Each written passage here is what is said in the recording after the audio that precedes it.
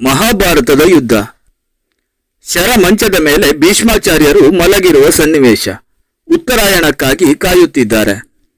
ಅವರ ಶರೀರವು ಅಸಂಖ್ಯ ಬಾಣಗಳಿಂದ ಛಿದ್ರವಾಗಿದೆ. ಅತೀವ ವೇದನೆಯನ್ನು ಸಹಿಸಿಕೊಂಡಿದ್ದಾರೆ. ಅಂತಹ ಸ್ಥಿತಿಯಲ್ಲಿಯೂ ಸೂರ್ಯ ಧ್ಯಾನದಲ್ಲಿ ನಿರತರಾಗಿದ್ದಾರೆ.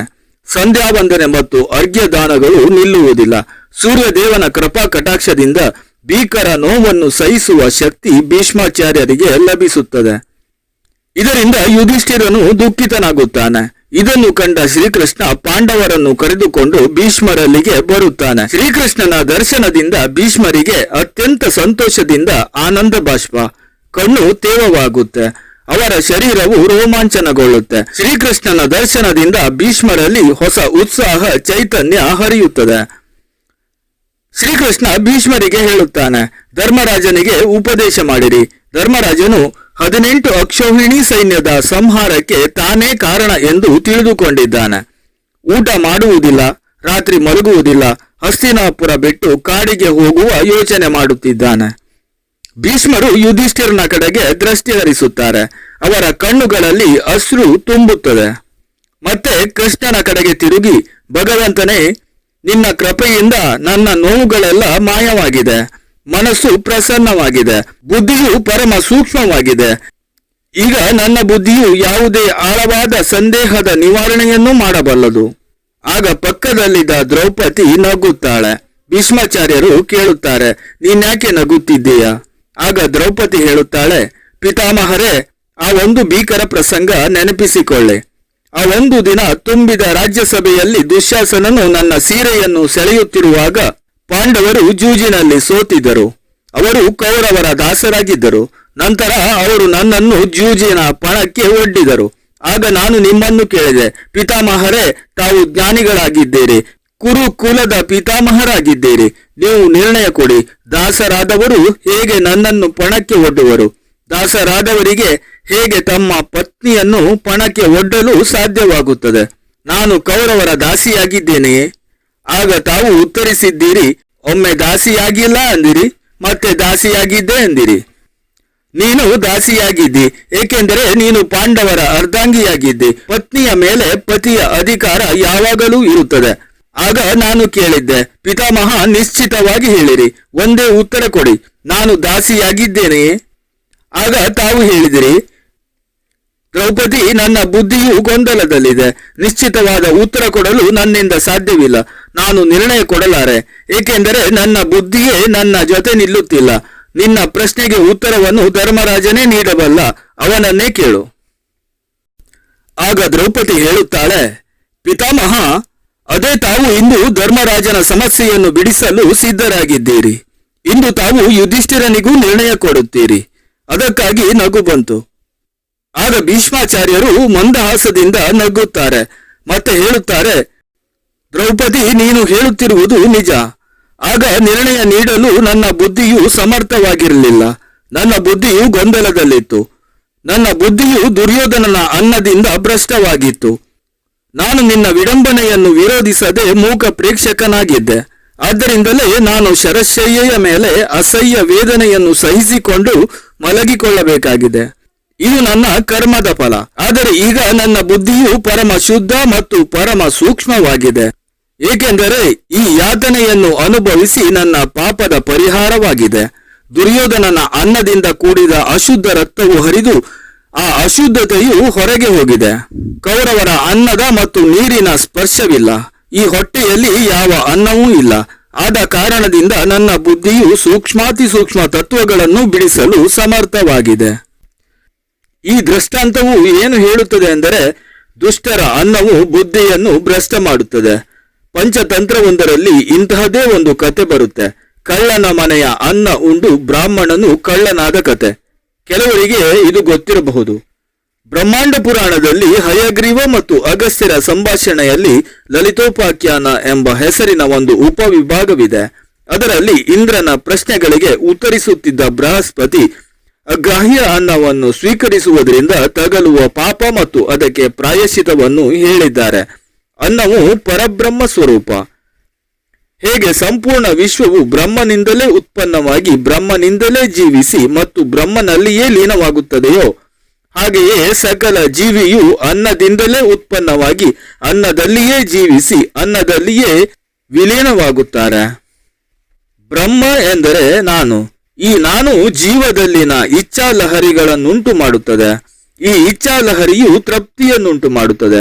ಈ ಪ್ರಕ್ರಿಯೆಯು ಶರೀರದ ಅಥವಾ ಪಂಚ ಪ್ರಾಣಾದಿಗಳ ಭಗವತ್ ಸ್ವರೂಪದ ಒಂದು ಅಂಗವಾಗಿದೆ. ಈ ಅಂಗಗಳ ಪೋಷಣೆಯೇ ತೃಪ್ತಿ. ಈ ತೃಪ್ತಿಯೇ ಮತ್ತೆ ಅನ್ನಕ್ಕೆ ಕಾರಣವಾಗುತ್ತದೆ. ಈ ಅನ್ನವೇ ಪೋಷಣೆಯ ಕಾರ್ಯ ಮಾಡುತ್ತದೆ, ಅಂದರೆ ಬ್ರಹ್ಮನ ಕಾರ್ಯ ಮಾಡುತ್ತದೆ. ಆದ್ದರಿಂದ ಅನ್ನವು ಪರಬ್ರಹ್ಮ ಸ್ವರೂಪ. ಇದೇ ಕಾರಣಕ್ಕೆ ನಮ್ಮ ಪೂರ್ವಿಕರು ಆಹಾರದ ಬಗ್ಗೆ ಕೆಲ ನಿಯಮಗಳನ್ನು ಮಾಡಿದರು. ನಮ್ಮ ಶರೀರದ ಚರ್ಮ ಸುಮಾರು 3 ವರ್ಷಗಳಲ್ಲಿ ಹೊಸದಾಗುತ್ತದೆ, ಮಾಂಸಗಳು 7 ವರ್ಷಗಳಲ್ಲಿ ಹೊಸದಾಗುತ್ತದೆ ಮತ್ತು ಮೂಳೆಗಳು 12 ವರ್ಷಗಳಲ್ಲಿ ಹೊಸದಾಗುತ್ತದೆ. ಒಟ್ಟಾರೆಯಾಗಿ ಸುಮಾರು 12 ವರ್ಷಗಳಲ್ಲಿ ಇಡೀ ಶರೀರ ಹೊಸ ನಿರ್ಮಾಣ ಆಗುತ್ತದೆ. ಇದನ್ನು ವಿಮರ್ಶಿಸಿ ತಿಳಿದಾಗ ಒಬ್ಬ ವ್ಯಕ್ತಿ ಅನುರೂಪವಾಗಿರುವ ಅನ್ನವನ್ನು 12 ವರ್ಷದವರೆಗೆ ಸೇವಿಸಿದರೆ ಅವನ ಇಡೀ ಶರೀರ ಆ ಅನ್ನದ ಗುಣಗಳನ್ನೇ ಸಹಜವಾಗಿಯೇ ಪಡೆದುಕೊಳ್ಳುತ್ತೆ. ಇದನ್ನು ತಿಳಿದ ಪೂರ್ವಿಕರು ಕೆಲ ನಿಯಮಗಳನ್ನು ತಂದರು. ಈ ನಿಯಮಗಳ ಪಾಲನೆಯನ್ನು 3 ವರ್ಷದವರೆಗೆ ಮಾಡಿದರೆ ಅದು ವ್ರತ, 7 ವರ್ಷದವರೆಗೆ ಮಾಡಿದರೆ ನಿಯಮ, 12 ವರ್ಷದವರೆಗೆ ಮಾಡಿದರೆ ತಪಸ್ಸು ಎಂದು ಕರೆಯಲಾಯಿತು. ಸ್ವಾಸ್ಥ್ಯ ಸಮಾಜದ ಅಗತ್ಯತೆಗೆ ಆಹಾರದ ನಿಯಮ ಪಾಲನೆ ಅಗತ್ಯವಾಗಿದೆ. ಭಾರತೀಯ ಸನಾತನ ಸಂಸ್ಕೃತಿಯು ಅತ್ಯಂತ ಶುದ್ಧ ವೈದಿಕ ಸಂಸ್ಕೃತಿಯನ್ನು ಆವರಿಸಿದೆ. ಹೇಗೆ ತಿನ್ನಬೇಕು, ತಿಂದ ನಂತರ ಅದನ್ನು ಜೀರ್ಣಿಸಿಕೊಳ್ಳುವಾಗ ದೇಹ ಶುದ್ಧಿಗಾಗಿ ಏನು ಮಾಡಬೇಕು ಎಂಬುದನ್ನು ನಮ್ಮ ಧರ್ಮವು ನಮಗೆ ಹೇಳಿಕೊಟ್ಟಿದೆ. ಆಹಾರ ವಿಚಾರದಲ್ಲಿ ಇಷ್ಟೊಂದು ಆಳ ಅಧ್ಯಯನ ಬೇರಾವ ಧರ್ಮದಲ್ಲಿಯೂ ಯಾವ ಪಂಥದಲ್ಲಿಯೂ ಮಾಡಿಲ್ಲ. ಯಾವಾಗ ತಿನ್ನಬೇಕು, ಹೇಗೆ ತಿನ್ನಬೇಕು, ಅಗ್ನಿಯನ್ನು ಸ್ಮರಿಸಿ ಅನ್ನವನ್ನು ಹೇಗೆ ತಯಾರಿಸಬೇಕು, ಅದರಲ್ಲಿಯೂ ಆಯಾಯ ಸ್ತರದಲ್ಲಿನ ದೇವತೆಗಳ ಉಪಾಸನೆಯನ್ನು ಹೇಗೆ ಮಾಡಬೇಕು, ಇವುಗಳಿಗೆಲ್ಲ ನಿಯಮಗಳನ್ನು ಹಿಂದಿನ ಋಷಿಮುನಿಗಳು ತಿಳಿಸಿದ್ದಾರೆ. ಈ ನಿಯಮಗಳನ್ನು ಪಾಲಿಸುವುದೇ ಅಂತರಂಗದ ಆತ್ಮದರ್ಶನ. ಇದನ್ನು ನಮ್ಮ ಸಂಸ್ಕೃತಿಯೊಳಗಿನ ಆಹಾರ ಶಾಸ್ತ್ರವು ಕಲಿಸುತ್ತದೆ. ಚಾಂದೋಗ್ಯೋಪನಿಷತ್ತಿನಲ್ಲಿ ಅನ್ನದ ಬಗ್ಗೆ ಈ ರೀತಿ ಹೇಳಿದೆ: ಅನ್ನಮಯಂ ಹಿ ಸೌಮ್ಯಂ ಮನಃ, ಅಂದರೆ ಅನ್ನದಿಂದ ಮನಸ್ಸು ನಿರ್ಮಾಣವಾಗುತ್ತದೆ.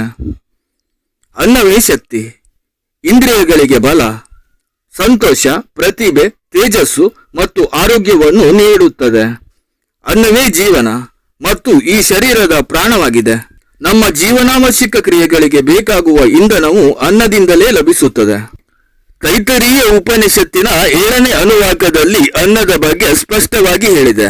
ವರುಣನ ಮಾರ್ಗದರ್ಶನದಲ್ಲಿ ಭೃಗುವು ಕೈಗೊಂಡ ಉಪಾಸನಾ ಮಾರ್ಗವೇ ವಾರುಣಿ ವಿದ್ಯೆ. ಇದನ್ನು ಸಾಧಿಸಲಿಕ್ಕೆ 4 ವ್ರತಗಳನ್ನು ಹೇಳಲಾಗಿದೆ. ಉಪಾಸಕನು ಈ ವ್ರತಗಳನ್ನು ಜೀವನದುದ್ದಕ್ಕೂ ಪಾಲಿಸಿಕೊಂಡು ಬರಬೇಕು. ಮೊದಲನೆಯದು ಅನ್ನರ್ಚನಾ ವ್ರತ, ಅನ್ನವನ್ನು ನಿಂದಿಸಬಾರದು. ಎರಡನೆಯದು ಅನ್ನೋಪಯೋಗ ವ್ರತ, ಅನ್ನವನ್ನು ಪರಿಚಕ್ಷಿಸಬಾರದು. ಮೂರನೆಯದು ಅನ್ನೋತ್ಪಾದನಾ ವ್ರತ, ಹೆಚ್ಚು ಹೆಚ್ಚು ಅನ್ನವನ್ನು ಉತ್ಪಾದಿಸಬೇಕು. ನಾಲ್ಕನೆಯದು ಆಶ್ರಯದಾನ ವ್ರತ, ವಸತಿಯನ್ನು ನಿರಾಕರಿಸಬಾರದು. 8ನೇ ಅನುವಾಕದಲ್ಲಿ ಮೇಲಿನ ವ್ರತದ ಅನುಷ್ಠಾನವನ್ನು ತಿಳಿಸುತ್ತಾ ಅನ್ನದ ರಹಸ್ಯವನ್ನು ತಿಳಿಸಲಾಗಿದೆ. 9ನೇ ಅನುವಾಕದಲ್ಲಿ ಅನ್ನದ ಉತ್ಪಾದನೆಯನ್ನು ಕುರಿತು ತಿಳಿಸಲಾಗಿದೆ. 10ನೇ ಅನುವಾಕದಲ್ಲಿ ಆಶ್ರಯದಾನ ವ್ರತದ ಬಗ್ಗೆ ವಿವರಿಸಿದೆ. ಜೀವಾತ್ಮನಲ್ಲಿ ನಾನು ಅಂದರೆ ಅಹಂ ಎಂಬ ಯಾವ ಪುರುಷನಿದ್ದಾನೋ ಅದೇ ಆದಿತ್ಯನಲ್ಲಿ ಅಹಸ್ ಇದೆ. ಇವೆರಡೂ ಒಂದೇ. ಶರೀರವನ್ನು ಬಿಡುವ ಹಂತದಲ್ಲಿ ವ್ಯಕ್ತಿ ಮೊದಲು ಅನ್ನಮಯ ಕೋಶವನ್ನು ದಾಟಿ ಅದರೊಳಗಿನ ಪ್ರಾಣಮಯ ಕೋಶದೊಳಗೆ ಸೇರುತ್ತಾನೆ. ಆಗ ಶರೀರ ಉಸಿರಾಡುತ್ತಿದ್ದರೂ ಅದಕ್ಕೆ ಇಂದ್ರಿಯ ಜ್ಞಾನ ಇರುವುದಿಲ್ಲ. ಅನಂತರ ಪ್ರಾಣಮಯ ಕೋಶವನ್ನು ದಾಟಿ ಮನೋಮಯ ಕೋಶವನ್ನು ಸೇರುತ್ತಾನೆ. ಆಗ ಉಸಿರಾಟ ನಿಲ್ಲುತ್ತದೆ. ಆದರೆ ಮನಸ್ಸಿಗೆ ಆಶ್ರಯ ಸ್ಥಾನವಾದ ಮೆದುಳು ಜೀವಂತವಾಗಿರುತ್ತದೆ. ನಂತರದಲ್ಲಿ ಮನೋಮಯ ಕೋಶವನ್ನು ದಾಟಿ ಬುದ್ಧಿ ಅಥವಾ ವಿಜ್ಞಾನಮಯ ಕೋಶವನ್ನು ಸೇರುತ್ತಾನೆ. ಆಗ ಜೀವಾತ್ಮ ತನ್ನ ಶರೀರದ ಮೇಲಿನ ವ್ಯಾಮೋಹ ಬಿಡುತ್ತಾನೆ. ಶರೀರದ ಹಂಗು ತೊರೆದು ಶರೀರದಿಂದ ಹೊರಬರುತ್ತಾನೆ. ಶರೀರ ಶವ ಎನಿಸಿಕೊಳ್ಳುತ್ತದೆ. ನಿಧಾನವಾಗಿ ಬುದ್ಧಿಯಲ್ಲಿರುವ ಣ್ಯ ಎಂಬ ರಸಮಯತ್ವವು ಭೂಮಿಯಲ್ಲಿರುವ ಇತರೆ ರಸಮಯತ್ವದ ಜೊತೆಗೆ ವಿಲೀನವಾಗುತ್ತದೆ. ಅರ ಎಂಬ ತೇಜೋದ್ರವ್ಯ ಮಾತ್ರ ಬುದ್ಧಿಯ ಜೊತೆ ಉಳಿದುಕೊಳ್ಳುತ್ತದೆ. ನಂತರದಲ್ಲಿ ವಿಶ್ವದ ಮಹಾಪ್ರಜ್ಞೆಯಲ್ಲಿ ಈ ವಿಜ್ಞಾನಮಯ ಕೋಶವನ್ನು ವಿಸರ್ಜಿಸುತ್ತಾನೆ. ನಂತರ ಉಳಿದಿರುವುದು ಚಿತ್ತ ಮತ್ತು ಅಹಂಕಾರಗಳ ಆನಂದಮಯ ಕೋಶ ಮಾತ್ರ. ಇದು ಇಡೀ ಸೌರವ್ಯೂಹವನ್ನೇ ಆವರಿಸಿಕೊಂಡಿದೆ. ಕ್ರಮೇಣ ಚಿತ್ತವನ್ನು ವಿಶ್ವದ ಚೈತನ್ಯದ ಜೊತೆ ವಿಸರ್ಜಿಸಿದಾಗ ಅಹಂ ಎಂಬ ಜೀವಾತ್ಮ ಮಾತ್ರ ಉಳಿಯುತ್ತದೆ. ಇದು ಸೂರ್ಯನಲ್ಲಿಯ ಅಹಸ್ಸಿನ ರೂಪ. ಇಡೀ ಜಗತ್ತಿನ ಆನಂದವೂ ಇದೆ. ಅನ್ನಮಯವಾದ ಶರೀರ ಸೃಷ್ಟಿಯು ರಸಮಯವಾದದ್ದು. ರಸ ಎಂದರೆ ಸುಖ ದುಃಖಗಳ ಅನುಭೂತಿ. ಅನ್ನಮಯ ಕೋಶ, ಪ್ರಾಣಮಯ ಕೋಶ ಮತ್ತು ಮನೋಮಯ ಕೋಶ, ಈ ಮೂರು ಕೋಶಗಳು ಅನ್ನದಿಂದಲೇ ಹುಟ್ಟಿ ಅನ್ನದಿಂದಲೇ ಬೆಳೆದು ಅನ್ನವನ್ನೇ ಸೇರುತ್ತದೆ.